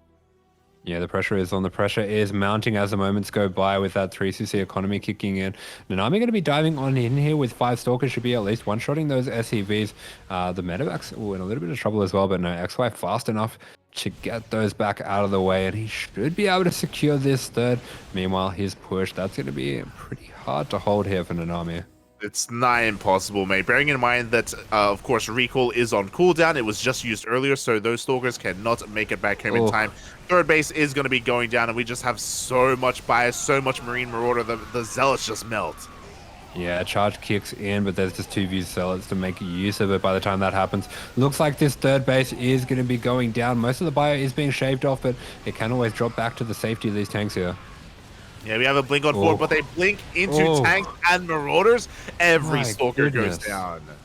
The Stalkers get absolutely shredded. The tanks will be saved. GG will be caught, and XY takes the game. IG in the lead, 3-2. They might be about to do it against Mystery Gaming. This will be a huge upset. It really will. It really will. And again, like, this is the matchup that I felt for certain XY would have in the bag. The rest of his team did what they needed to. They took down Nice. They took down Dongregu. And XY versus Nanami, XY is in the driver's seat. He needs to just make sure that his mental is kingly. And he has to make sure he takes the next game for his team, for it all. Absolutely. I mean, we had some good flashes there from Nanami. His Blinkstalker micro looked very strong, but not really much you can do to come back from a 12 Stalker deficit, especially against a 3cc build like that. There's just so much stacked up against you. Yeah, that mine drop was so unfortunate for Nanami, for 12 probes to go down in the blink of an eye. They came back, they thought it was safe, but the killer was still in the house. Oh. God, so a brutal moment there for Nanami, but can he recover, as his map of choice is going to be Neo Humanity? Okay. No, I can get behind this. I thought initially this would be a horrible map for Protoss against Terran, but I think you have a few different ways that you can control the early pushes. I mean, just the threat of collapsing those rocks through the center means that you can't really go through there, and it's very awkward pushing around the edges because you have to go up a ramp, and it's pretty much only the one ramp that you can go up, which can be held by the Protoss. So there's a lot that makes this very difficult for early pushes for the Terran, and if the Protoss gets to a later stage, they're also very defensible bases. So I don't mind this pick by Nanami. I don't mind it either, but does this player here mind it? In the top left-hand corner for IG, it is XY. And in the bottom right-hand corner for Mystery Gaming, needing to save his team in this moment, it is Nanami. Oh boy. And just to reinforce what you were saying, I think we both recently casted a bunch of TVPs on Neo Humanity. We have seen the Protoss players being able to survive, defend on 3, make it to 4, make it to 5 bases as well. Then it all just comes down to whether they can accurately split up their army and keep up with all this multi-pronged aggression if we do get to that stage. So there are definitely ways to play this out as a Protoss. We'll see if Nanami is going to kind of lean into that more defensive style to be able to get into that kind of death ball moment that we have seen before in PvT. Yeah, basically my one base all in stopped working on this map, so I hate it now. You're an animal. Oh, you go. But of course, a massive shout out to some of the sponsors as well to make this a reality. Not just Doyu, not just TGI Fridays. You know, they are tried and true and they've stuck with us for multiple seasons. But shout out to the newer sponsors. Was recently announced. Of course, the anime waifus are making this WTL season a reality. And, you know, if all goes well, they could do even more for us. You kind of see Oh, yeah. You love to see it. As we are going to be having XY actually skipping his Rax unit for a moment there to get a very early CC. Yeah, interesting. So a bit of a greedier opener here from XY. Still a Rax expand overall, but, you know, just delaying a couple of units, just trying to be a little bit more efficient overall, or just trying to squeeze as much as he can out of this. Yeah, I mean, one for the side of Nanami, I'm going to be seeing a Deb coming out. Going to be sneaking a probe off to the right as well. So this could just be for map vision to try to catch the drop with this watchtower, or he could be looking to proxy something here. We'll keep an eye on this probe and see what it gets up to. You know, just kind of flirting with the watchtower for a moment before just confirming and checking the natural wall as well to spot that bunker. Chased away by those Marines, and Nanami is going for a Twilight Council opener. Alright, so going to be sticking with his guns here, going for a bit more of a standard opener. Wouldn't be too surprised to see a 2-gate blink coming out again. Yeah, wouldn't be too surprised either here. I mean, overall, it should have done well for him last game. We saw how well his Blink Stalker control is, and I'm sure he's well aware of that as well as, oh, XY goes for a pretty fast third CC. Yeah, very fast third CC coming out, so this is something we've been seeing the likes of Myra and Beyond doing, going for a third CC before the starport here in TVP. It's definitely a little bit unusual, a little bit on the greedier side, but more of a reaction to the changing in the meta. I mean, it was very heavily meta for the Terran to go double gas for a while, and the Protoss was being greedy to accommodate for that. And now we're kind of seeing the Terran being greedy themselves to counteract the Protoss being greedy. It's just, you know, that ever-cycling meta. I mean, I'm a little bit nervous. It's like the mindset of the king, clearly, right? Where XY believes that his opponent, Nanami, isn't going to be hyper aggressive this series. He skipped out on his Reaper. He had very limited scouting information. Even this Hellion is going to be swatted away. He doesn't necessarily know what Nanami is up to. We can see that he's, you know, getting a third base, so he's not going to be too aggressive. But XY correctly reads that he can get away with a faster third. Yeah, exactly. And yeah, we're going to be seeing that third going down. The extra gas, just tanks being pushed out, and some extra Raxes as well. Okay, what an interesting build. Yeah. No starport at all. I guess he just doesn't really need it until he wants medevacs. Yeah, you know, again, he's just going to be chilling at home. He's not really too concerned with moving out. The Adept does shade in, and it does get vision on that CC. So now Nanami's fully aware. As soon as he sees that third CC done, throws down 2 forges. Okay, so it looks like Nanami going to be looking to be a bit more greedy himself. So might be going for a bit more of a mass gateway style and trying to swallow up the entire map here. Yeah, it looks like he wants to try and go for the Swarm Toss composition. This will be delaying splash damage. We'll be delaying things like Colossi and Disruptors in favor of more Stalkers and Zealots instead. The map control is well within the hands of Nanami, looking to try and maybe even blink into the main, but well, XY does spot that Observer, does swat it away for the time being. Yeah, XY going to be preempting that, pushing that away. I mean, he doesn't have... he does have a few tanks set up here as well, so he's going to be able to push back these Stalkers. I think Nanami might have lost a Stalker there. Yeah, I think so. I think we saw one Stalker go down as well, so not a bad trade overall by XY. Meanwhile, there's that Swarm Toss style 7-8 gateways thrown down here for Nanami. Oh my god. Yeah, we might be seeing a bit of a crazy timing here as the Observer does get sniped out by the Cyclone. Very nicely done here by XY. Now he can breathe easy, at least regarding a blink into his main base. He knows that, again, a little bit less scouting and vision here for Nanami. Meanwhile, the first starport is on the way. Not before we have, I believe that's a 4th Rax. Oh my god. That starport was pretty heavily delayed. Yeah, extra Raxes here going to be going down for XY. We should have that starport coming out pretty soon here, but he is just looking to power. It definitely makes a lot of sense. I mean, we don't really need the medevacs until Sim and combat shields are done. So yeah, it's a greedy opening for XY, but so far it has paid off. Yeah, it definitely has. Behind this, Nanami again trying to match that greed, not just with the double upgrades, but we have a 4th Nexus on the way. We have a robotics bay as well. I think I at least assumed that he would be staying on just pure gateway army a little bit longer, but soon, momentarily, he will have access to disruptors, to those colossi. I'm sure he's going to be throwing down a 2nd robo soon, as well as XY is finally looking to move out so we can take his 3rd. Yeah, I mean, he's going to be able to open himself up to that double Colossus production later on. That's a pretty standard transition to come out from this style. Yeah, there we go. As the Bay does finish on up. 3rd base is going to be taken. Nanami does have eyes on this. Is going to try and slow it down. Picks off a Marine here and there whenever he can. As XY, again, he's just kind of chilling here back at home. Finally has his medevacs. Can finally be active on the map.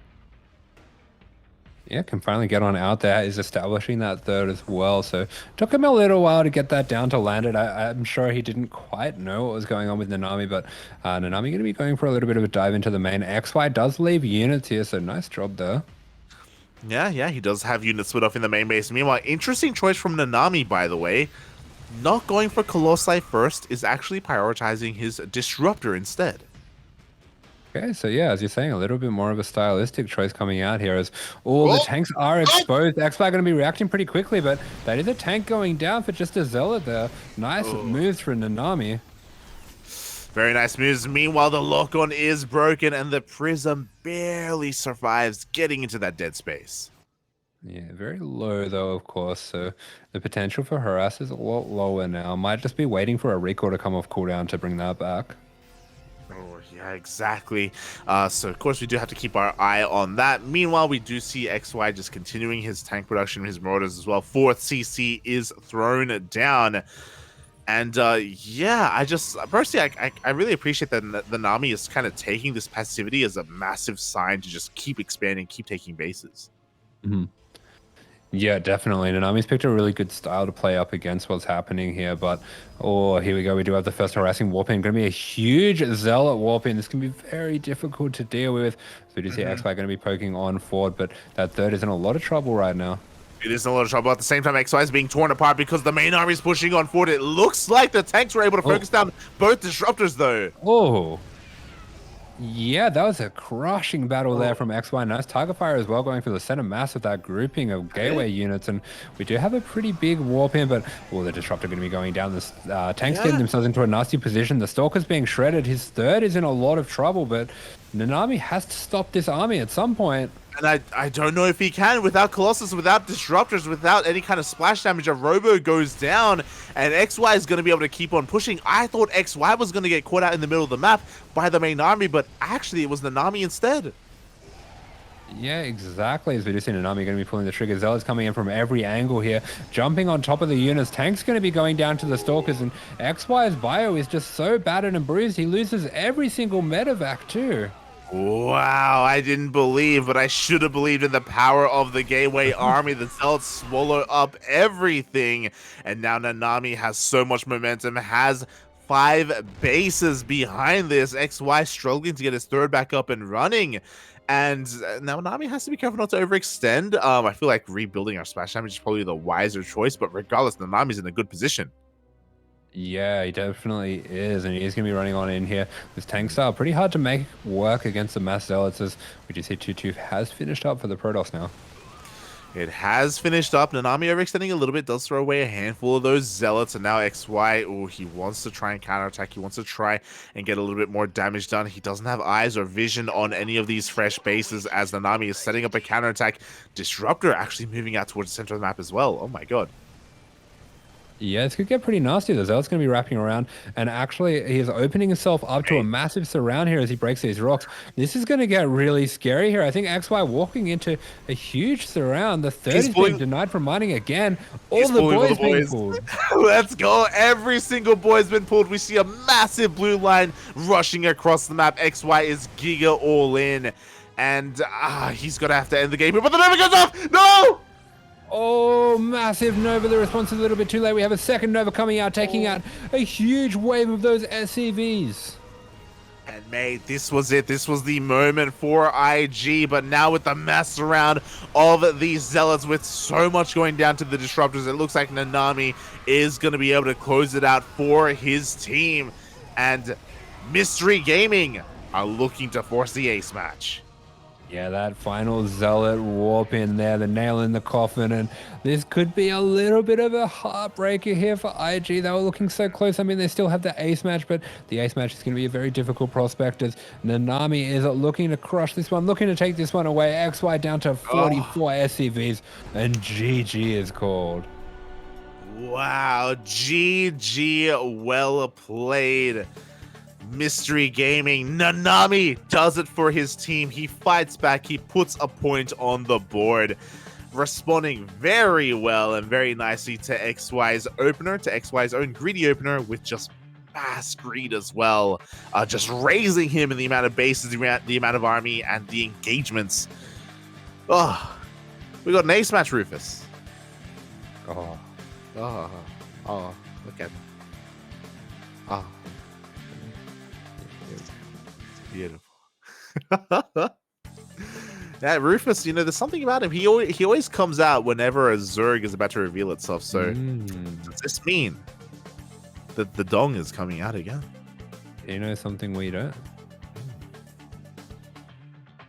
That Asher gives the best massages, the best cuddles. Oh. Don't look at me like that. And here we go. The ace match is going to be played out on Ancient Sister, and this is predetermined. Bear that in mind. So the players are going to know that coming into this, and Dongregu is the biggest name that Mystery Gaming have available for themselves tonight. He is the obvious choice, but the not so obvious choice is who is going to try and snipe it. Yeah, who indeed? I mean, that CBZ looked pretty close, I gotta be honest. True. Yeah, but game 1 and game 2, like, BreakingGG almost 2-0 DRG, I'll be honest. Like, I could see a world where he could have defended his natural, held on to his third, kept a worker lead, and won from that point. So that was a close series. It's possible that they want to go for an ace match, game 3, between DRG and BreakingGG. Yeah, 100%. I mean, that looked pretty scary. I kind of feel like it. I know it shouldn't be even, but it almost looked even in that series. That's ZVZ for you, Poppy. So, is that your prediction? BreakingGG as the 8? No, I think they sent XY. Or maybe, no, actually, I guess MacSed might be their strongest player. I don't know. Hey, Loki, what do you think? I'm going to go... I want XY. I would really love to see XY versus DRG, but I'm gonna lock in MacSed versus DRG. All right, I'll lock in the BreakingGG because I want the Breaking DRG fanfics. I want the show. I want a pilot to be made. I want them to cook, Papi. I want them to cook. Oh. Let him cook. Let him cook, Papi. Let him cook. Oh boy. So the heart of Asher says XY. The mind says MacSed. My important thing says BreakingGG. Yeah. You know, my mind is all on BreakingGG. My mind, body, and soul. So we'll see kind of where things fall. You know, if you're in the chat, place your own predictions for IG's player pick here. I think we're all saying.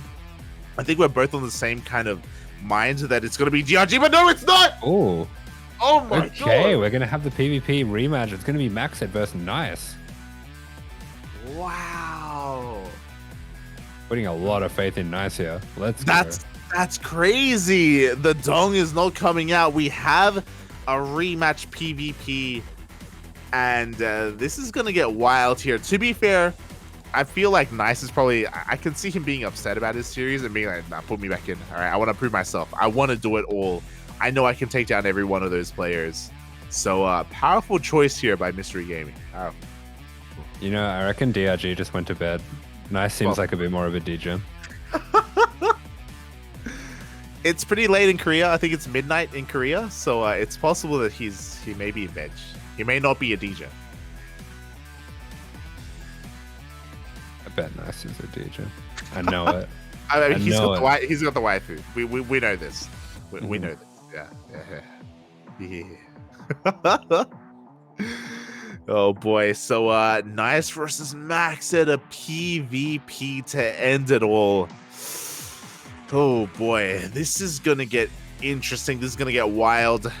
We're on Ancient Cistern, large map. Is anyone crazy enough to proxy? Yeah, I guess to be fair, maybe they just didn't want to have a ZVP on Ancient Cistern. I know that's a map that Zergs really don't like playing against Protoss. Very true. It's possible that we saw the ace match and DRG was like, nah, I didn't even care if it's a Terran, even if it's XY. I don't want none of this on Ancient Cistern. Get me out of here. It's a Terran map. His words, not mine. Yeah, you know, DRG, he's heard loud and clear, and instead, in this universe, in this world, how did Terran get involved with that? Yeah, I can mental gymnastics my way to Terran. My niece, let me tell you. Oh god. So yeah, an interesting choice here, interesting way to end it all, but I like it. I can get behind it. Yeah, 100%. And a PvP on this map could be a bit more of a drawn out thing, could be a bit more of a big macro game, or could just be some proxy madness. I mean, Nice is the kind of player that can break out some really weird strats from time to time. I mean, do you think he has 2-gate Forge in his arsenal? 2-gate Forge would be crazy. Ah, my god. I want to believe. I want to believe in something wild. I would love it if either one of these players just turns it up to 11 here in the ace match. You know, we pop off Mindset of the King, Mindset of the Maru even. I want it. Mindset of the Maru being just proxy every single game. that's you understand me. Oh my god. But it looks like the players are still just preparing their bodies here for our next game. And speaking of preparing our bodies, you know, once again, massive shout out to Hypergriff, the game developers behind the anime out there, the waifus. I need to learn the name. What are they behind? Oh, I had it up just a moment ago. One sec. Hypergriff Network Technology. Hypergriff, yeah. Developer of Arknights. Oh yeah, Arknight. That's it. Arknights, yeah. Let's go. So, you know, if you ever want to take a break from the StarCraft ladder, from the NA ladder, and I'm sure we all do want to take breaks, then, you know, Arknight, it may be a gacha game, so everyone, gacha responsibly. Be careful. But you know, they got some nice waifus for you. They can keep you company. Yeah, they're supporting StarCraft, so you know, help them out. Ruin your life. I mean, we're already playing StarCraft, but here we go, spawning in the top right-hand corner, representing IG, we have MacSed. And in the bottom left-hand corner for Mystery Gaming, this is Nice. I will admit, I actually don't know if Arknights is a gacha game, but I see a free mobile game. It says it is, yeah. Yeah, oh, it says it. In the description, it says on Google. It said, I googled it and it was like, hang on, let me Google Arknights.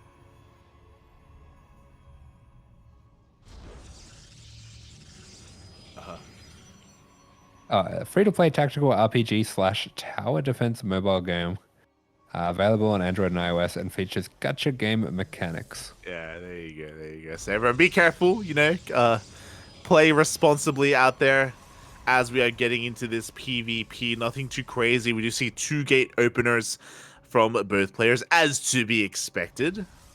But we'll see what else is behind this, and maybe we get a chance to play our favorite game. Asher, we haven't played it yet. Oh, I forgot. Yeah. Okay. Maybe you can go now. I think I'm gonna do nice. Hmm? I think he's gonna make 2 adept. Double adept from Nice. I think double stalker from MacSed. Double stalker. Yeah. Okay. Yeah. All right. 3, 2. Let's see. I didn't time it properly. The cybercore needs to finish up. Oh! There we go. We're both wrong. Nice. Nice. So Nice opening up with a much more aggressive opener, going for the double stalker. With this, he can move out across the map. He can have a little bit of momentum, especially if he gets 2 more stalkers behind this, just to keep the pressure up. Meanwhile, MacSed, safe and standard with the sentry. Yeah, so there we go. Max are going to be throwing down... Nice going to be throwing down that pylon just to get a scout of what's coming out of these gateways. Doesn't actually see anything. Oh, and he finished the pylon. What? Oh, interesting choice. This is going to be an expensive scout. The sentry was pulled away in time, so the sentry was not spotted by the pylon itself. This almost makes you believe that Nice maybe wants to fake out an adept opener, because I feel like that's the only reason why you would want to do that. And yeah, interesting. Yeah, maybe, as they do say Nice going to be continuing to push these stalkers, so wants to put on a decent amount of pressure here. Yeah, there we go. The stalkers have arrived, but MacSed with the defender's advantage has more than enough to push this back, as both players are prioritizing their sentry production just for their scouting, just for their vision. So again, nothing too crazy here in the ace match. Yeah, nothing too crazy indeed. Nice going to be going back into sentries, so doesn't really see any potential for damage here and wants to play a bit more of a macro game from there. Yeah, we do see the first divergent point as both Stalker armies do skirmish here at the natural. We do have a Twilight Council opener here from MacSed. Same can be said for Nice. Both players are mirroring each other for the most part. Going to be going into Blink Stalkers. Yeah, neither player wanting to do anything too crazy with so much on the line here with this ace match. They are going to be going for very similar openings here, and we are all set up for a pretty exciting finale for this game. Not going to be any anticlimactic cheeses or anything like that. It's just going to be a bit more of a solid macro game from both. Hey, there would have been a climactic cheese. What do you mean? What are you talking? Oh my god! Things would have popped off, Poppy. But you're right. It would have been climactic for someone. Yeah, hopefully for multiple people, Poppy. You. So yeah. Instead, pretty standard stuff here from our players. No one taking any kind of risk here. I do kind of favor Nice in this situation, just because, again, he is a little bit more of a storied player. Oh, splitting up his army, getting up this ramp, trying to find a bit of a better angle here, trying to find a way in. Almost gets that probe as it was looking to throw down the third. Oh, nope. Yes, he's just actually going to be ducking Onion. So very nice play coming out there from Nice. He's going to be taking out 3 probes for his troubles, as the Stalkers might look to put a bit more pressure on as well. Yeah. 1 more probe, maybe. Not just. They get saved by the shield battery. But yeah, I mean, I would say as well that I would favor Nice in more of a drawn-out macro game. But you do have to remember as well that I think the game that MacSed won was really the macro game of the 2. True. Yeah, you're not wrong, mate. You're not wrong.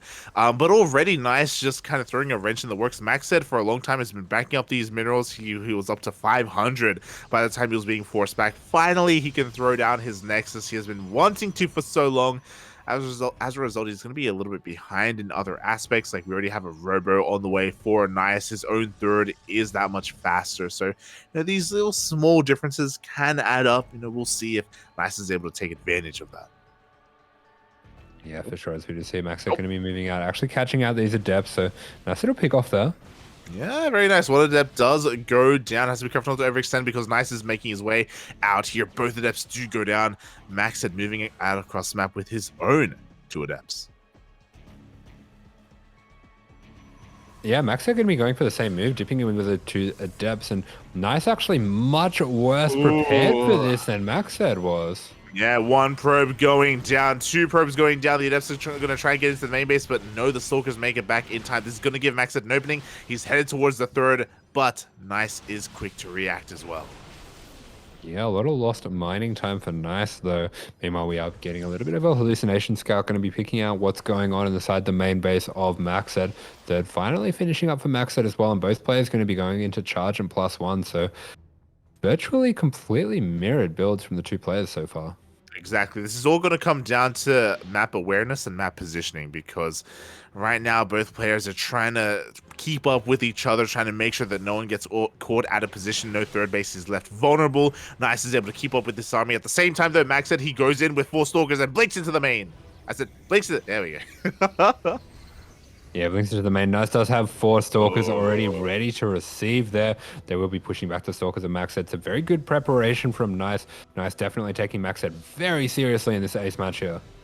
Yeah, exactly. Nice able to keep up with everything that MacSed has to throw at him. And there we go. Nice responds with a very fast 4th base. MacSed should be throwing down his own momentarily. For the time being, it looks like he's actually prioritizing Immortal production as Nice tries to dip in with some of these shades. But no, the Adepts are going to get taken out. Yeah, both players very well prepared for each other's moves. MacSed actually going to be scouting out this 4th down to the south, denies the pylon, putting a little bit of pressure on here as well as he takes out a couple of these probes. Not bad at all here from MacSed.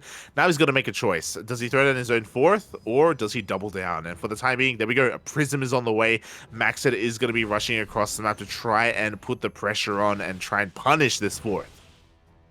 Yeah, exactly. MacSed is going to be taking up the role of the attacker here, and we saw in that last game that that is a role that he does very well in, so wouldn't be too surprised to see maybe some pressure being put on this 4th with the Stalker Immortal Force, and perhaps he could use the Prism to start warping into some Zealots into the main. I mean, that kind of multi-prong harass went so well for him on Gressfam. It really did. Meanwhile, Nice's hallucinated scout was denied, by the way. He wasn't able to make it towards a 4th location. MacSed even blinked to deny it as well, so... Being in the dark, he throws down 2 shield batteries. We have, sorry, 1 shield battery. He have a 2nd on the way as well, but MacSed is pushing on forward. Yeah, the pressure is on. One of these sentries going to be going down already, but the Zealots are streaming on in. Big Blink is going to be going down, and he takes out the overcharged shield battery, and Nice is in a lot of trouble now. Huge offensive Blink coming out from MacSed. Oh my god, and can he do it? He is breaking on through. The Stalkers do go down. We see another blink on forward. MacSed, of course, is fighting without the support of his Immortal. It is left behind, but he doesn't need it. Not yet, as he takes down more Stalkers. Yeah, Nice going to be dropping down to the safety of the shield batteries back here. We are going to be having another Zealot warping coming on in, and Nice suddenly in a lot of trouble here. He's doing a really good job kiting away from the Immortal so that that DPS can't be committed onto his Stalkers. Might be, you know... Might be able to pick off this Immortal now as it struggles towards the back of the pack. Yeah, exactly. But we have an aggressive blink forward as well from from MacSed. Nice on the back foot, is forced back once again. It is really smart of him to pull back towards that 3rd base. He does have plenty of shield batteries there, but they are out of energy. This game is on a nice edge of the Zealot's going to be taking down the 4th while this is all going on. So MacSed, he's already guaranteed some of this damage. He's going to be aggressively blinking on top of these Stalkers, and the Stalkers are going down now. Oh, we do have an overcharge, but we blink on forward. The overcharge is going to go down. In come the Zealots. In come the reinforcements. The 4th goes down. And MacSed, IG, Invictus Gaming, they are doing it. They are doing it nice. He is crumbling. The defense is coming down. All he has left is these Stalkers. The entire mineral line has gone down. These Stalkers are so wounded. The Immortal's just going to chunk through those. Yeah, it really is. It looks like Nice is going to be able to clean this up. But look at how much damage has been done, and we still have more reinforcements. MacSed is not done with this. It's not over. He comes in with another warp in. Yeah, another warp in. The Zealots overwhelming the Zealots. The Stalkers overwhelming the Stalkers. I don't think these wounded Stalkers are going to be able to hold off these Zealots for too much longer. Looks like Nice might just manage to hold on, but look at that supplier. He is in shambles here. Yeah, the soup, it does not lie. Not in this game, as every boy was pulled at the third base. The fourth is gone. MacSed is up so much in his economy, in his production, in his army as well. Nice, just trying to hold on with what he can and trying to cope with the reality of the situation, of the fact that IG is going to take this series, which again, I don't think anyone saw coming. Wow, IG in the ace. They take out Mystery. Wow. Wow. GG, well played. I thought it was over. I thought that with XY losing game number 2, I was like, I was smudging. I was like, they came so close. They came so close, but it didn't even matter. They couldn't do it in the end. But in the ace match, MacSed does it anyway. He does it for IG. Oh boy, and I mean, Platinum Heroes are not going to be happy watching that as well, because that means Mystery Gaming going to be dropping down into their bracket. But I mean, that's good for us fans, because that is going to be a banger of a matchup. That is going to be a banger, mate. That's going to be insane. And Mystery Gaming, I'm sure they're going to be fielding the S team in that matchup, because they have another powerful player in Classic. They didn't field Classic tonight. He was unavailable. Maybe they thought they didn't need Classic. I didn't think they needed Classic. I don't blame them. But I'm sure they're going to bring everyone out for that lower bracket match.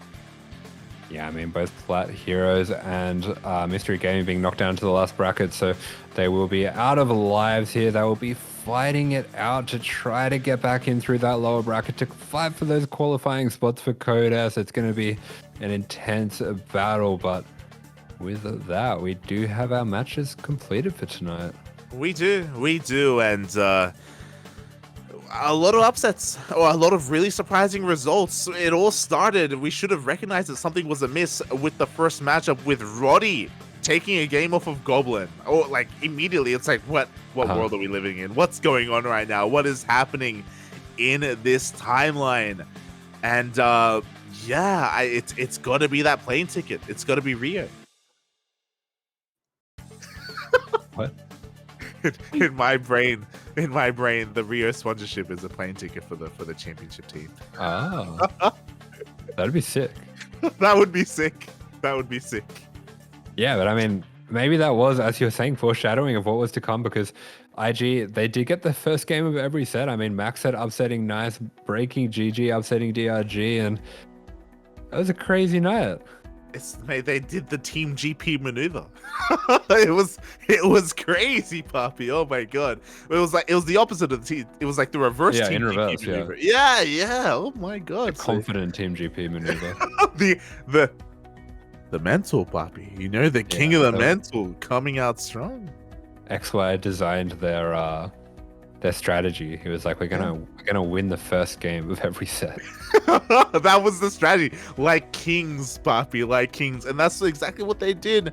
They wear that crown well. And WTL is done for the night, but not done for the week. As you can see, every single day this week for quite some time, we'll be having some WTL matches, as every single match in Code A is going to be casted. Tomorrow, we're going to be starting off with Berserker Esports versus Abydos, and we'll end the night with Team Starcom against Starlight Twinkle.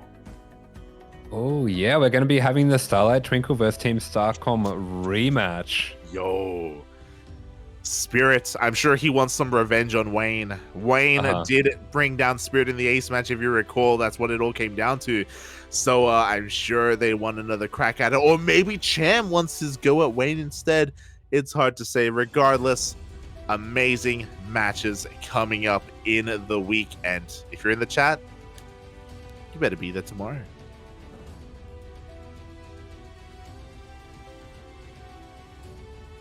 I better be there tomorrow. Day is it tomorrow? Tuesday? You better be there tomorrow. Yeah, Tuesday. Yeah. Okay. Are you there tomorrow? My body will be there. Hey, there you go. There you go. Maybe not the brain, maybe not the mind, but the body, the Rufus. Oh yeah. And the thumbs. And the thumbs. Always the thumbs. Yeah, it's all good. It's all good. Thank you so much, Asher, for joining me tonight for this lovely return to World Team League Code A. Here we go. The thumbs are coming back, Poppy. Let's go. I know that, again, it can sometimes be difficult to cover these events, especially now that we have confirmation that Asher does need prescription 3D glasses. But, you know, it's definitely something to look forward to. And I'm really excited to see what kind of frames you picked. Not gonna lie. I mean, you're not gonna see them. I only need them for distance. Nah, I don't need them for the computer. We're casting from afar. It's the opposite. I need them because of the computer. We'll find a way, Poppy. We'll find a way. But yeah, thank you so much for casting with me, Asher. I know these casts get pretty late. Not as late as some of the other casts we've done. You know, it's not even 3 a.m. Copium. It's fine. But thank you. I appreciate it. I know it's been a long day. It's been a long day. Thank you. Yeah, it's good cast, good fun, good games for the fans. Yeah. I mean, sometimes we go on some really weird tangents, and there was like a game where, like, pretty sure there was a game that we casted where like 75% of it we were talking about like 3D Spy Kids glasses, but nothing was happening. I was playing a standard game. It's true. Don't worry about it. God. But if you want to tune in to Asher, of course, he is one of our lovely casters and a cranky duckling, at least until we lose him to the Illuminati, to the Mystery Gaming. I don't know if we will, though, because they're having a rough time. Man, that's why they're having a rough time. They haven't signed me out. Oh, they don't have the Rufus, Poppy. They don't have the Rufus buff. Oh, no. Yeah, if they want to tune into some more Asher, hey, where can they find you? Oh. Where can they find Rufus? Twitch.tv/AsherBro. This is false advertising. Don't subscribe to me because I don't stream. I think I'll Asher scam you. I don't think Asher streamed in like 2 or 3 months. It's been a while. Yeah, it's been a while. I really do need to stream because I actually do have. I think Shu did like a 6-month subscription to me, so I should probably stream at some point.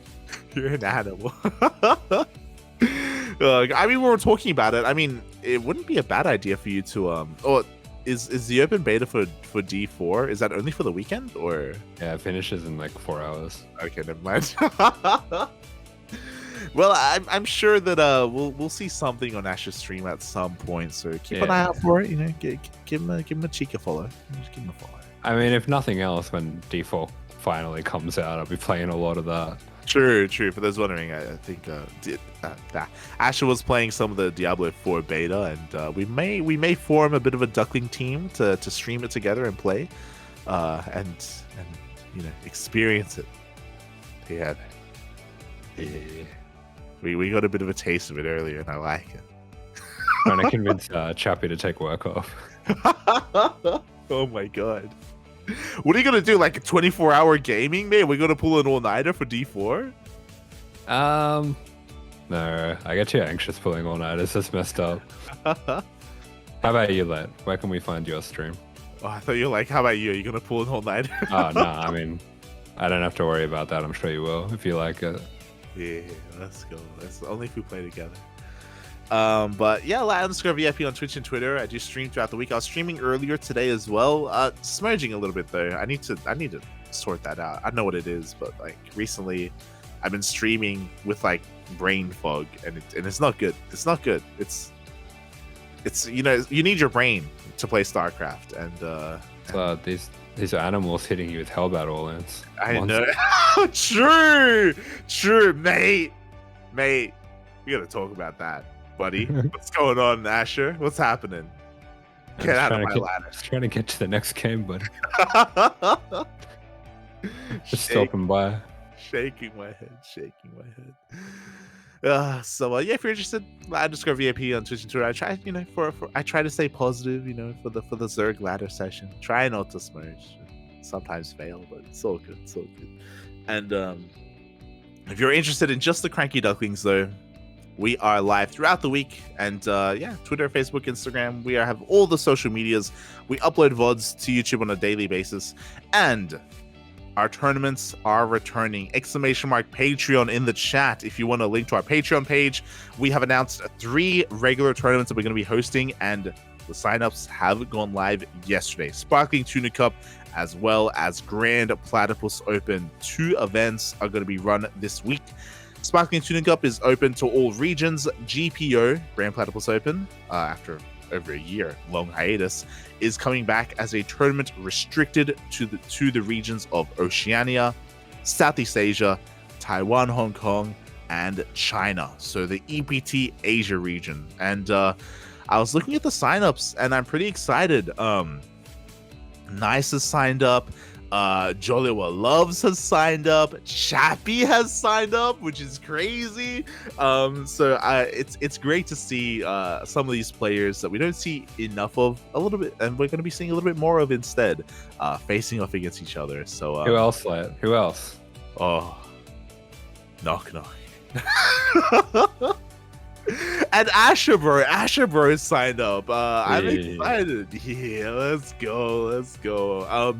Fun fact, Honmono technically qualifies because he does live in Japan and he does play in the Taiwan, Hong Kong region. So he has messaged me. He's let me know that he may play in GPO as well. Yeah, I'll take him down. Let's go. Let's go. Let's rig the bracket. AsherBro versus the Honorable Monorable. So it's going to be a lot of fun. So if you're interested in some of these events, of course, they will be casted here on this channel. We are organizing them, hosting them, and funding them. And if you want to support and grow these tournaments, then Patreon is the place to be. We appreciate all the support that we have already received. Our goal currently is to be able to fund it as a bi-weekly event. And if we reach a certain goal, we can host it on a weekly basis, or host all 3 events on a weekly basis. It's going to take a while to reach that goal, but it's definitely a goal that we can attain, that is worthy of being attained. So hopefully we're able to get there at some point. Yeah, absolutely. Very worthy cause to support. I mean, StarCraft is kind of, what's the word? Twilighting? Team Jacob. Thanks for your help. It is Twilight years, yeah. It's kind of it's past the hill. We're not going to be seeing as much support from the biggest tournaments, and we're seeing a huge wave of support from the community for all these little small tournaments. And this is kind of what StarCraft's going to be now. It's going to be all these small little tournaments, this tight-knit community, and I think that's a really nice thing. So yeah, if you enjoy it, if you like it, I definitely encourage you to consider supporting, and we can continue to do it until Cope get. There you go. Grassroots, of course. Grassroots. Community-funded events is the way to go here. If the community wants it, then you will get it. Then the players will get supported, and we can keep this going for as long as we can. The Ducklings, we're not going anywhere. We're doing our part. Yeah. Thank you so much. Thank you so much, everyone, for tuning in. Thanks so much for the support. Shout out to Kuro as well, one of the unsung heroes of the WTL casts. She has been handling the production tonight, not the observing. The observing is done by the WTL admins, but yeah, Kuro has been here to make sure that that nothing catches on fire. Thank you. Yes, so used to things not catching on fire, despite my best efforts.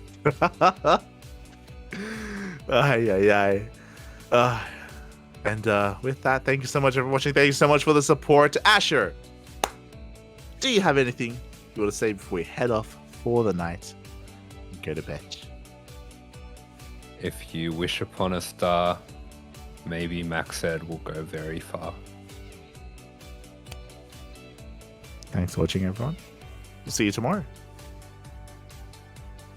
Ciao, ciao. Dope.